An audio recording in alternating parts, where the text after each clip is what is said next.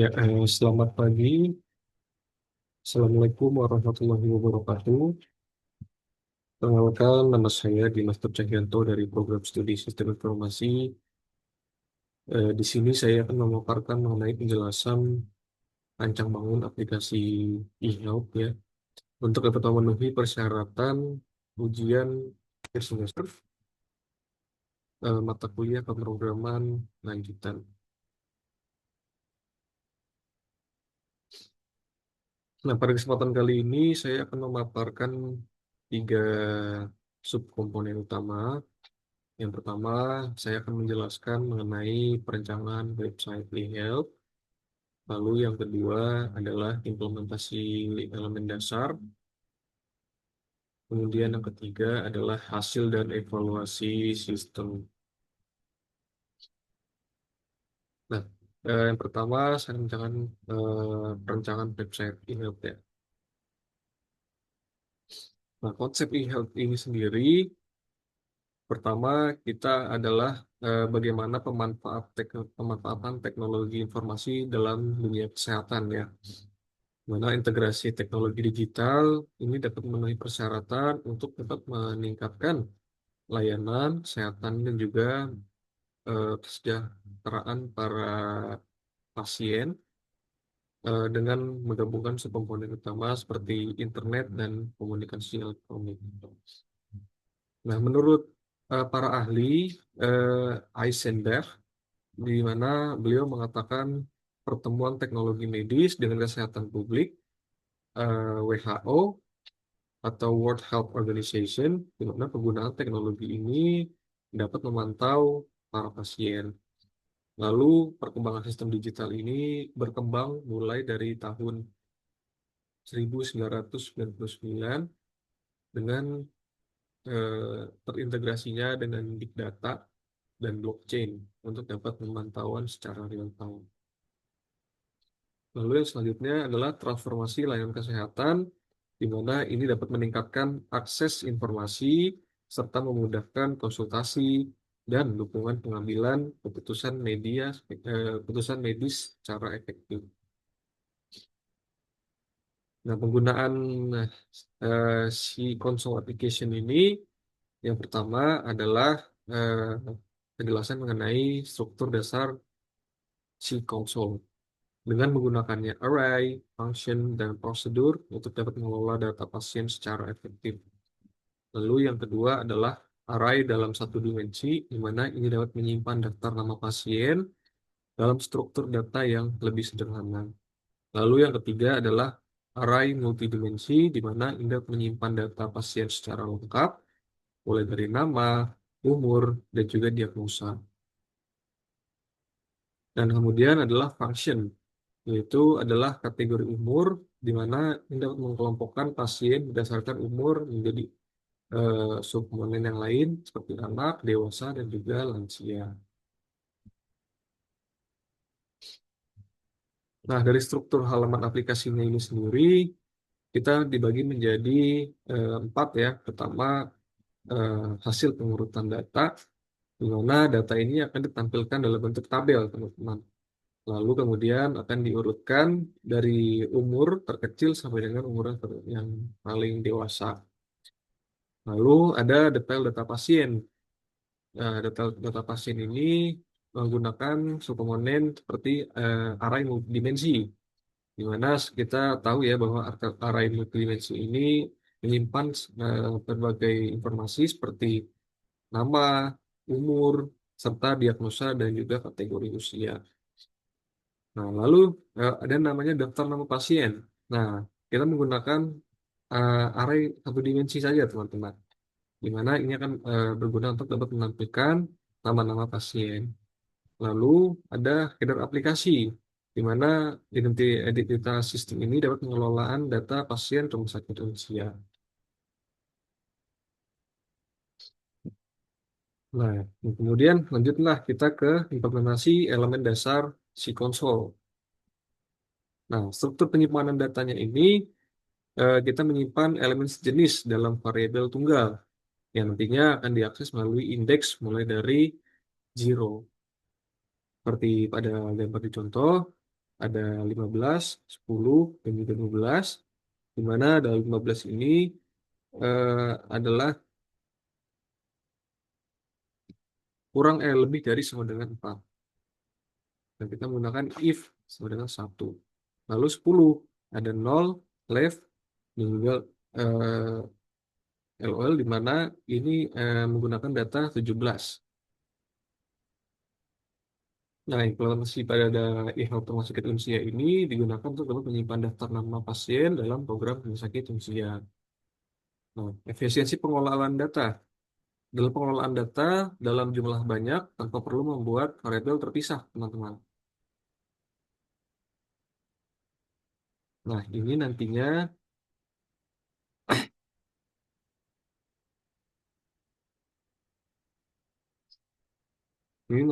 akan menampilkan menyimpan data pasien dalam bentuk tabel, yaitu seperti baris, kolom.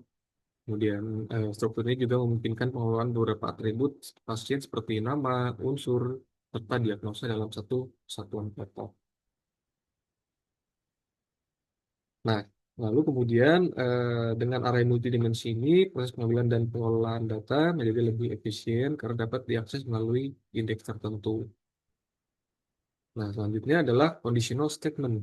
Karena conditional statement ini adalah percabangan dari if-else yang biasanya digunakan untuk dapat mengelompokkan pasien berdasarkan kategori usia.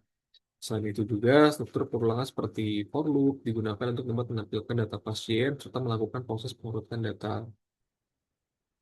Logika pengurutan ini diterapkan untuk dapat menyusun data pasien dari umur terkecil hingga umur dewasa dan juga akan ditampilkan dalam format label tabel pada konsol.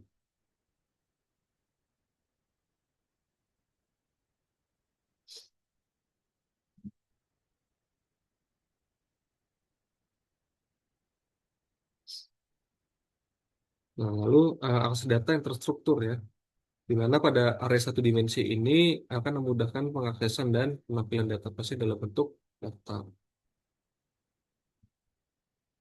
Nah, lalu ada namanya array multidimensi. Nah, pada array multidimensi ini digunakan untuk dapat menyimpan data pasien dalam bentuk tabel, yaitu seperti baris dan juga kolom. Nah, struktur ini pun juga memungkinkan pengelolaan beberapa atribut ya, seperti nama, unsur, dan juga diagnosa dalam satu kesatuan kata. Nah, multidimensi ini juga proses pengambilan dan pengolahan datanya akan menjadi lebih efisien karena dapat melalui diakses dengan indeks tertentu.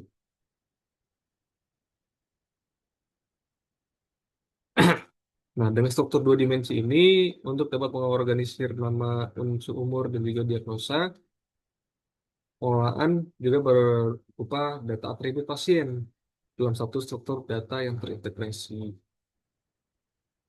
Nah, di sini lalu ada conditional statement, di mana untuk conditional statement ini pertama adalah percabangan dari if else ya, teman-teman, untuk dapat mengelompokkan pasien berdasarkan kategori usia, kemudian juga menggunakan struktur kondisional.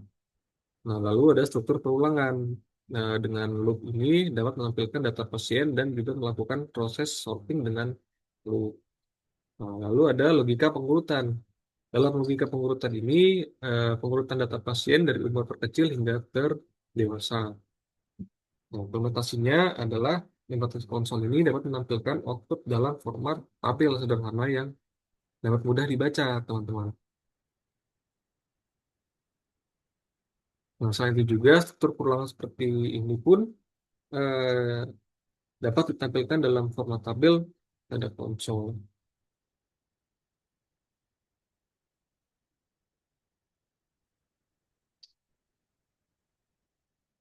Nah, procedural function. Pada penggunaan prosedur, kita dapat menjalankan proses tampilan data pasien dan penyortiran tanpa mengembalikan nilai. Nah, lalu implementasi function untuk dapat menentukan kategori usia pasien berdasarkan nilai umur dan juga mengembalikan hasilnya. Lalu ada struktur code, di mana membuat code ini lebih terstruktur dan dapat mudah dipelihara dan juga dikelola. Pada penerapan praktisnya, ini akan digunakan untuk dapat mengelompokkan pasien dan juga mengurutkan data berdasarkan umur.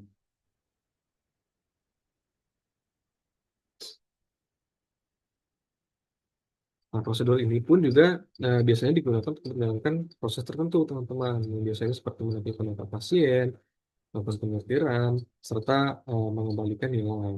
Sedangkan function ini juga digunakan untuk menentukan kategori usia pasien, menentukan umur, dan juga mengembalikan hasil berupa output yang sederhana seperti kategori anak, dewasa, ataupun lansia. Nah, lalu ada penggunaan prosedur dan function di mana dapat membuat kode program menjadi lebih terstruktur, mudah dipahami, serta mudah dikembangkan di kemudian hari.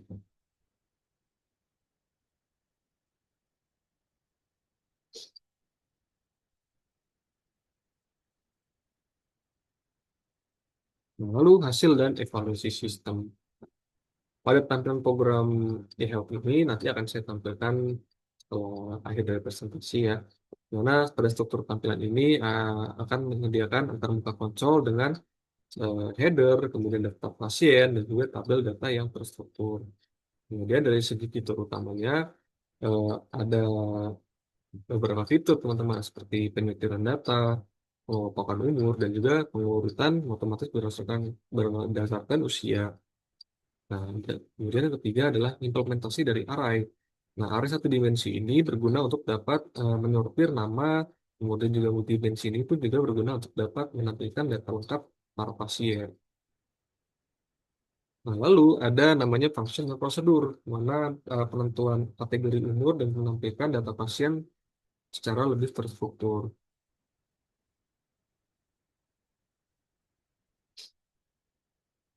Nah, array satu dimensi dan multidimensi ini juga digunakan secara optimal ya, teman-teman, serta function dan prosedur juga berjalan sesuai dengan bagaimana fungsinya.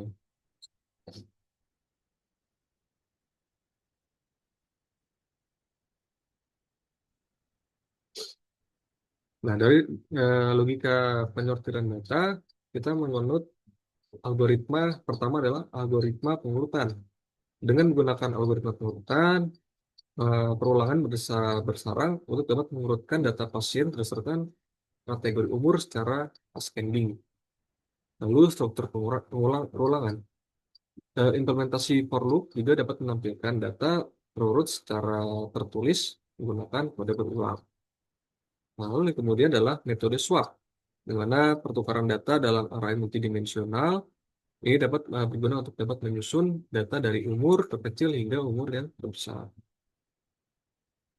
Nah, lalu ada tampilan terstrukturnya teman-teman, karena output ini akan ditampilkan dalam bentuk format tabel sederhana yang nantinya akan mudah dipahami dan dibaca oleh para pengguna. Dari segi kelebihan, sistem ini mempunyai beberapa kelebihan, di antaranya adalah alur program yang jelas, kemudian implementasi elemen dasar, pengolahan data otomatis, dan juga aplikasi yang ringan. Karena dirancang dengan struktur mudah dipahami, maka cocok untuk sebagai media pembelajaran pemrograman lanjutan. Lalu, implementasi elemen dasar ini menerapkan variabel seperti array, variabel, kemudian percabangan, loop, prosedur, function, dan juga logika pengukiran. Dalam pengolahan data otomatis ini dikelompokkan menjadi kategori usia dan juga untuk dapat kategori berdasarkan umur secara otomatis. Dari segi aplikasi, aplikasi ini menggunakan antarmuka konsol yang sederhana dan juga efisien, di mana dapat dijalankan tanpa menggunakan spesifikasi perangkat yang tinggi. Namun dari segi kelebihan, pasti tetap kita memiliki keterbatasan, karena sistem ini masih dijalankan dengan localhost, maka aplikasi ini masih belum dapat digunakan secara komersial untuk umum seperti itu. Kemudian antarmuka berbasis web ini masih berupa prototipe ya, karena jadinya memiliki beberapa aplikasi yang bug dan juga masih belum disempurnakan. Lalu input data yang terbatas karena masih belum menyediakannya fitur input dan juga data yang dinamis. Nah, penyimpanan data yang statis ini pun juga tidak permanen karena teman-teman, karena masih dalam bentuk localhost dan juga akan hilang pada saat aplikasi diberhentikan.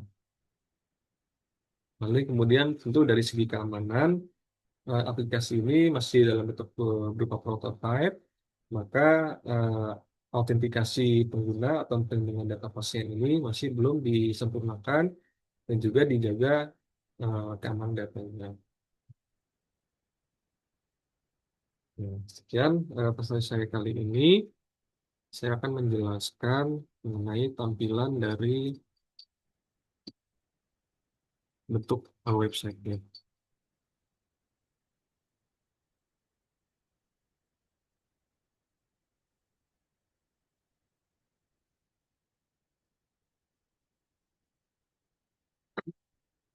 Nah, ini adalah bentuk antarmuka dari aplikasi yang telah saya jelaskan sebelumnya.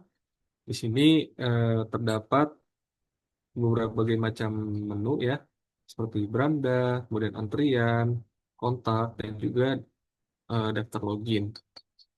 Nah, kemudian di sini akan ditampilkan beberapa macam fasilitas dari rumah sakit, seperti sistem antrian online, di mana sistem antrian online ini akan dapat digunakan para pengunjung atau pasien untuk dapat mengambil antrian secara online sehingga tidak perlu lagi untuk datang ke rumah sakit. Nah, lalu di sini saya menampilkan berbagai macam menu fasilitas yang tersedia di rumah sakit ya, seperti biasa ada poli umum, poli gigi, dan juga poli THT. Nah, di sini juga ada keterangan mengenai jumlah dokter yang tersedia, kemudian departemen yang ada jumlah beda berapa, kemudian laboratorium penelitian, dan juga penghargaan untuk diraih. Nah, lalu setelah kita melakukan proses masuk atau login,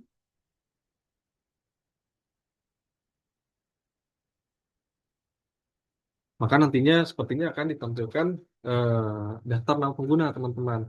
Seperti seperti misalnya kita adalah seorang tenaga kesehatan di sana, kita akan masuk menggunakan akun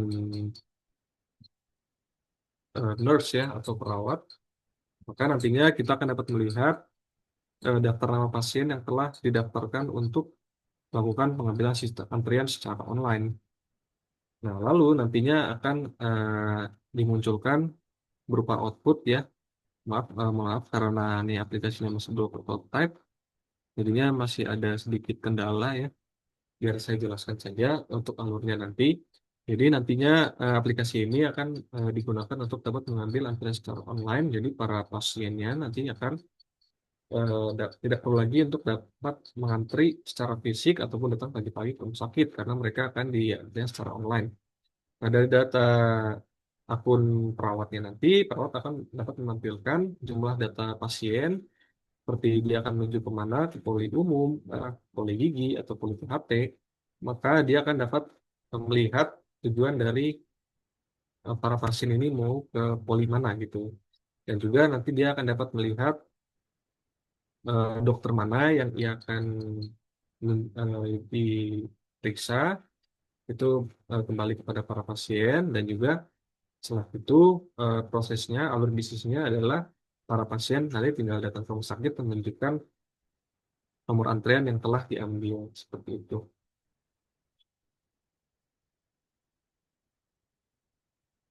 Nah, sekian presentasi saya dari kali ini dalam penjelasan mengenai eh, program program lanjutan untuk menjelaskan konsep array dan juga function serta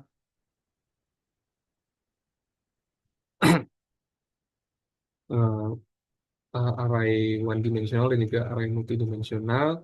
Dengan kali ini saya menggunakan proses e-health dan kurang lebihnya saya mohon maaf.